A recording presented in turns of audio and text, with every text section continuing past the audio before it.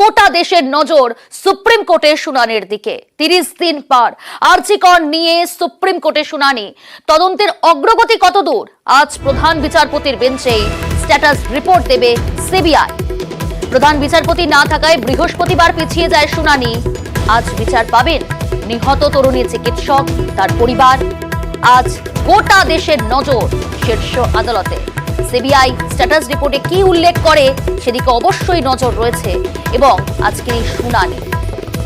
অর্ণব রয়েছে আমাদের সঙ্গে। অর্ণব, কি হতে পারে, কি কি হওয়ার সম্ভাবনা, কি কি হওয়ার কথা রয়েছে? কারণ আজকে গোটা দেশের নজর এই শুনানির দিকে এবং যেটা অত্যন্ত গুরুত্বপূর্ণ যে সিবিআই তার স্ট্যাটাস রিপোর্ট যে জমা দেবে সেখানে কি কি উল্লেখ করছে তারা। 14ই আগস্ট কলকাতা হাইকোর্ট নির্দেশ অনুসারে এজলাসের মধ্যেই কেস ডায়েরি হ্যান্ডওভারের সঙ্গে সঙ্গে সিবিআই 15 তারিখ থেকে পুরোদমে আরজিকর ঘটনা, ধর্ষণ এবং খুনের ঘটনা তদন্ত শুরু করেছে। 15ই আগস্ট থেকে আজ পর্যন্ত সিবিআই তদন্তের অগ্রগতি কি? দু একটা বিক্ষিপ্ত, কখনো সঞ্জয় লয়ার, কখনো সিবিআই লয়ার আদালতে, নিম্ন আদালতে, শিয়ালদহ আদালতে যা সাবমিশন রেখেছে সেটা থেকে দু একটা টুকরো খবর বেরিয়েছে। কিন্তু সিবিআই তদন্তে কি ধারণা দিচ্ছে? একজন না একাধিক ব্যক্তি যুক্ত এই ঘটনায়, তার একটা ধারণা কি সিবিআই দিতে পারবে? যেদিকে তাকিয়ে রাজ্য তথা গোটা দেশের মানুষ, সেই প্রশ্নের জন্যই কৌতূহল তৈরি হয়েছে প্রত্যেকের মধ্যে। এবং এই সিবিআই স্ট্যাটাস রিপোর্ট দেখে সুপ্রিম কোর্ট কি করতে পারে, তুমি যে প্রশ্নটা করলে, এক্ষেত্রে আইনজীবীদের একটা আড়াআড়ি বিভাজন কিন্তু আমরা দেখতে পাচ্ছি। এবং এই এক জায়গায় আইনজীবীরা বলছেন, যেহেতু সুপ্রিম কোর্ট আরজি করের ঘটনা, সেক্ষেত্রে কর্মক্ষেত্রে সরকারি চিকিৎসক যেভাবে ধর্ষিতা খুন হয়েছেন, এই ঘটনার উদ্বেগ প্রকাশ করে তিনি যখন স্বতঃপ্রণোদিত হস্তক্ষেপ করেছে, আজকে supreme court CBI status report দেখে সেই তদন্তে সন্তোষ বা অসন্তোষ কোনো একটি যেটা সুপ্রিম কোর্টের মনে হবে সেটা দেখার পর আবারও একটি স্ট্যাটাস রিপোর্ট সিবিআইয়ের কাছ থেকে চাইতে পারে এবং সেটা খুব শীঘ্রই আবার একটি মামলা শুনানির দিন আসতে পারে এবং আজকে বেশ কিছু উল্লেখযোগ্য পর্যবেক্ষণ আসতে পারে। এক্ষেত্রে রাজ্য তাদের বক্তব্য বলতে পারে, আউটডোরের পরিষেবা কিরকম ক্ষতিগ্রস্ত হয়েছে, অস্ত্রোপচার কয়েক হাজার বন্ধ হয়ে গেছে, এই সব কিছু মিলে একাধিক আন্দোলন হয়েছে, এগুলি সামনে আসতে পারে। অর্থাৎ সুপ্রিম কোর্ট আবার একটু ডেট দেবেন, সেটা খুব শীঘ্রই চাইবে হয়তো সব পক্ষের আইনজীবীরা, খুব তাড়াতাড়ি একটা শুনানির জন্য আসবে, সিবিআই নতুন করে একটি স্ট্যাটাস রিপোর্ট দেবে, রাজ্য হয়তো ঠিক একটা স্ট্যাটাস রিপোর্ট দেবে। এছাড়া আইনজীবীদের আরেকটি বড় অংশ বলছে যে এক্ষেত্রে মূল মামলা নির্যাতিতা পরিবার যারা করেছিলেন কলকাতা হাইকোর্টে, যাদের জনস্বার্থ মামলার আবেদনটিকে মূল আবেদন বিবেচনা করে কলকাতা হাইকোর্টের প্রধান বিচারপতি টি.এস. শ্রীবাস্তবের ডিভিশন বেঞ্চ 14ই আগস্ট সিবিআই তদন্তের নির্দেশ দিয়েছিল। এর পরবর্তী সময় একাধিক নির্দেশ ছিল। এক্ষেত্রে কি মূল মামলা, মূল বিষয়গুলি যেহেতু এই রাজ্য ওরিয়েন্টেড, এটা কি আবার কলকাতা হাইকোর্টে রিমান্ড ব্যাক অর্থাৎ ফিরিয়ে দেওয়া হবে? এরকম একটা সম্ভাবনা কিন্তু উড়িয়ে দিচ্ছে না আইনজীবীদের একটা বড় অংশ। সব মিলিয়ে সুপ্রিম কোর্টে আজকে বিচারপতি মামলার তালিকা, তার টপ অফ দ্য লিস্ট অর্থাৎ মামলার একেবারে শীর্ষে সকাল 10:30টায় প্রধান বিচারপতি ডি.ওয়াই চন্দ্রচূড়, বিচারপতি জে.বি. পাট্টেওয়ালা এবং বিচারপতি মনোজ মিশ্রার বেঞ্চে হতে চলেছে। এবং সেখানে সিবিআই এর তরফে সলিসিটর জেনারেল তুষার মেহতা কি বা সাবমিশন রাখেন সেই দিকেই কিন্তু এখন নজর সিনিয়র চিকিৎসক, আন্দোলনরত চিকিৎসক এবং একই সঙ্গে রাজ্য তথা গোটা দেশের মানুষের। বেশ,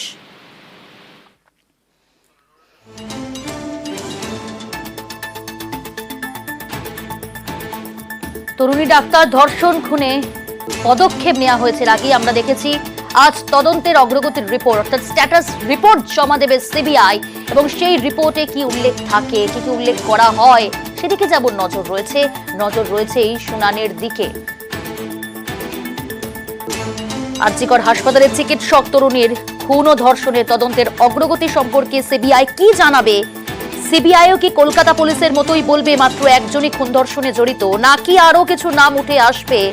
এই সমস্ত উত্তরই খুঁজতে চাইছে আজ গোটা দেশ। বিচারের দাবি তুলছে গোটা দেশ।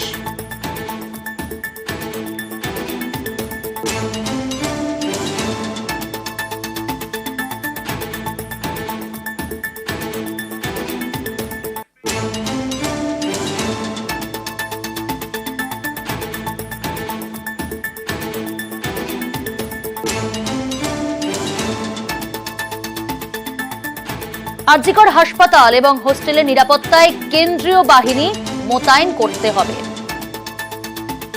আগের দিনই জানিয়েছিল সুপ্রিম কোর্ট।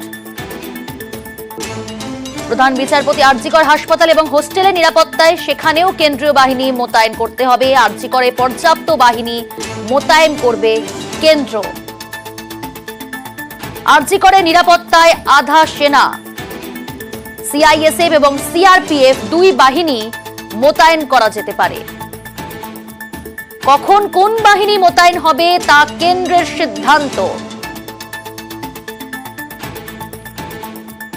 পর্যবেক্ষণে উঠে এসেছিল অপরাধের নৃশংসতায় দেশ স্তম্ভিত, চিকিৎসকদের সুরক্ষা নিশ্চিত করতেই পদক্ষেপ করতে হবে।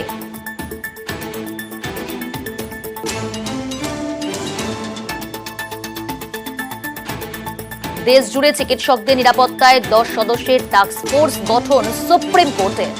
চিকিৎসক ও স্বাস্থ্যকর্মীদের নিরাপত্তা সুনিশ্চিত করতে কি কি করণীয় তা জানাবে টাস্ক ফোর্স। কেন্দ্রীয় সরকারের প্রতিনিধিদের নিয়ে তৈরি ন্যাশনাল টাস্ক ফোর্স।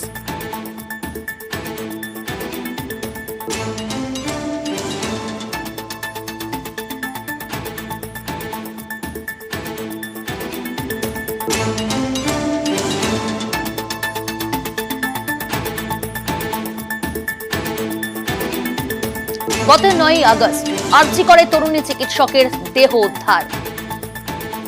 রাতেই গ্রেফতার হয় civic volunteer Sanjay Roy. 10 August আরজি করের ঘটনায় ধর্ষণ ও খুনের মামলা পুলিশের। দোষীদের শাস্তির দাবিতে আরজি করে জুনিয়র চিকিৎসকদের কর্মবিরতির আঁচ ছড়িয়ে পড়ে গোটা দেশ জুড়ে। 11 আগস্ট আরজি কর হাসপাতালের সুপার সঞ্জয় বশিষ্ঠকে সরিয়ে দিল স্বাস্থ্য দপ্তর। আরজি কর হাসপাতালের নতুন সুপার বুলবুল মুখোপাধ্যায় তিনি হলেন। 12 আগস্ট আরজি কর হাসপাতালের অধ্যক্ষ সন্দীপ ঘোষের পদত্যাগ। 13 আগস্ট হাইকোর্টের নির্দেশে তদন্তে সিবিআই। 14 আগস্ট মধ্যরাতে রণক্ষেত্র আরজি কর ব্যারিকেড ভেঙে তাণ্ডব, এমার্জেন্সি সহ একাধিক ওয়ার্ডে ভাঙচুর। 20 আগস্ট ময়না তদন্তের রিপোর্টে ধর্ষণ এবং খুনের প্রমাণ। সন্দীপ ঘোষের বিরুদ্ধে দুর্নীতির অভিযোগের তদন্তে সেট গঠন রাজ্য সরকারের। আরজি করের পাহারায় কেন্দ্রীয় বাহিনী মোতায়েনের নির্দেশ সুপ্রিম কোর্টের। 22 আগস্ট সরানো হলো আরজি করের নবনিযুক্ত প্রিন্সিপাল সুপার চেস্ট মেডিসিন বিভাগের প্রধানকে। 24 আগস্ট দুর্নীতি দমন আইনে সন্দীপ ঘোষের বিরুদ্ধে এফআইআর সিবিআই এর। 25 আগস্ট আরজি করের প্রাক্তন অধ্যক্ষ সন্দীপ ঘোষের বাড়িতে সিবিআই হানা। 28 আগস্ট আইএমএ থেকে সাসপেন্ড সন্দীপ ঘোষ। 2রা সেপ্টেম্বর আরজি করের প্রাক্তন অধ্যক্ষ সন্দীপ ঘোষ সহ গ্রেফতার 4। 3রা সেপ্টেম্বর ধর্ষণ রোধে কড়া আইন আনতেই বিধানসভায় অপরাজিতা বিল পাস। টাইমলাইন তুলে ধরলাম আপনাদের সামনে। গত 9 আগস্ট থেকে কি হয়েছে, কি পদক্ষেপ নেওয়া হয়েছে সেই সমস্ত টাইমলাইন তুলে ধরলাম আপনাদের সামনে।